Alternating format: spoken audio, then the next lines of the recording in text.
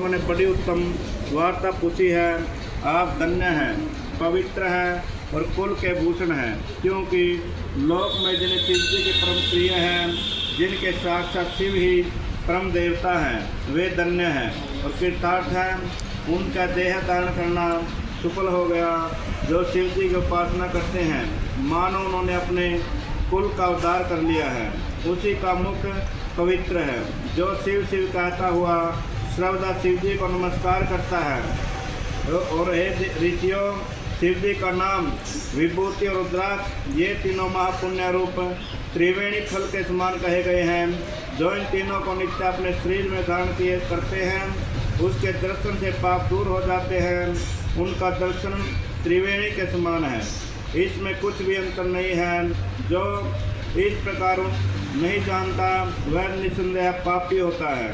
जिसके मस्तक में विभूति नहीं है और अन्न में रुद्राक्ष नहीं है तथा जिसके मुख में शिव की वाणी नहीं है, उसे अदम के समान त्याग देना चाहिए। शिव जी का नाम गंगा, विभूति, यमुना तथा रुद्राक्ष, पापनाशनी सरस्वती, और जिसके शरीर में तीनों हैं, ऐसे भक्त के दर्शन से त्रिवेणी के स्नान के समान फल प्राप्त होता है। जब जगत के हितकारी श्री ब्रह्मा जी ने इसकी तुलना की तो ये तीनों समान सिद्ध हुए। अतः पंडितों को सदा विभूति धारण करना चाहिए। उसी दिन से ब्रह्मा आदि देवों ने इन तीनों को धारण किया, जिनके दर्शन से पाप नाश हो जाते हैं।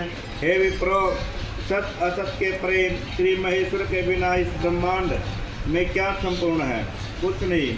जिसने इन तीनों का महत्व जान सके, केवल एक शिव ही नाम ऐसा है जिसके श्रवण करते ही पापों के और पर्वत अनायास ही भस्म हो जाते हैं, इसमें कोई संदेह नहीं है। और सौनक जितने भी पाप मूलक अनेक प्रकार के दुख हैं, वे केवल एक शिव जी के ही नाम से नष्ट होते हैं, अन्य किसी के नाम से नहीं। वही वैदिक, वही पुण्यात्मा, वही पंडित और वही धन्य जो मनुष्य इस पृथ्वी पर शिव जी के नाम जाप में आसक्त रहता है।